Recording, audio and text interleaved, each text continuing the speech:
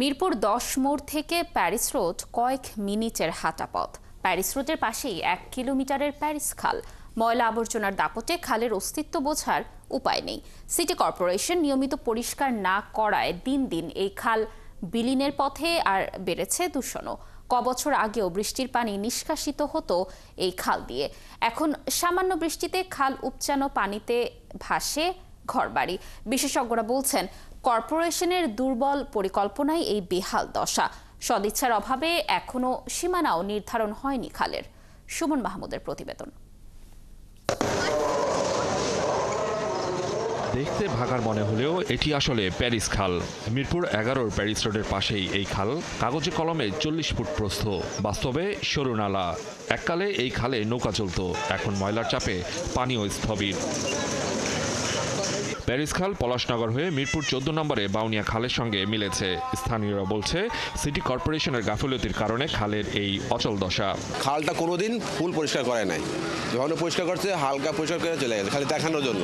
এখন তো মনে করেন তো সব বাড়ি ঘর হয়ে গেছে, এখন তো ড্রেঙ্কসি হয়ে গেছে, ২০টা লিভারি রূপ ডুবিয়ে যায়। ওই জায়গায় চারপাশে ঘর উঠাইয়া নালি ছোট করে ফেলাইছে। এটা যদি পরিষ্কার পরিচ্ছন্নতা করে রাখে তাহলে এই এলাকার মানুষ স্বাস্থ্য সুরক্ষিত হতে পারত।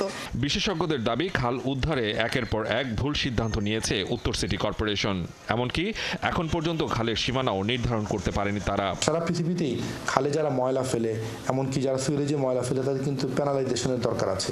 যদি শাস্তি না দেন তাহলে নগর ব্যবস্থাপনায় আপনি সরাসরি খালের মধ্যে মানে বর্জ্য, সলিড বর্জ্য ফেলেন কিংবা আপনার সুইরেজের লাইনটা ডিরেক্ট ডিসচার্জ করছেন, এটা কিন্তু শাস্তিযোগ্য অপরাধ। কারণ আপনি প্রবাহমান পানিতে যখন আপনি কন্টামিনেশন বা দূষণ করছেন, এটা কিন্তু পুরো জীববৈচিত্র্য থেকে শুরু করে এলাকার জনস্বাস্থ্যের উপরে একটা তার সম্পর্ক আছে।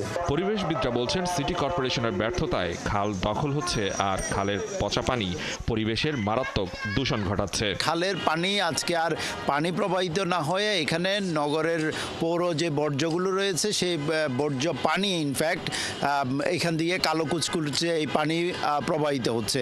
ফলে এইটা ওই যে শুধু খালের পরিবেশ ইকোলজি যে বিনষ্ট করছে তা না, আশেপাশে সার্বিক পরিস্থিতিকেও দূষিত করছে। যদিও সিটি কর্পোরেশনের দাবি, নিয়মিত খাল পরিষ্কার করা হচ্ছে। প্রতিটা মুহূর্তে পরিষ্কারের মধ্যে কন্টিনিউয়াস থাকতে হয়। যদি আমাদের কোথাও কোনো একটু ব্রেক হয়, সঙ্গে সঙ্গে খালটা অপরিচ্ছন্ন হয়ে যায়, পানি চলাচল অনুপযোগী হয়ে যায়, খালটা একেবারে একটা নোংরা পরিবেশ অবস্থান করে। খাল দখল করে গড়ে তোলা হয়েছে আবাসিক ভবন, ব্যবসা প্রতিষ্ঠান। এসব উচ্ছেদ না হলে আগামী বর্ষায় নোংরা পানিতে ভাসতে হবে প্যারিস রোডবাসীদের। সুমন মাহমুদ, ৭১, ঢাকা।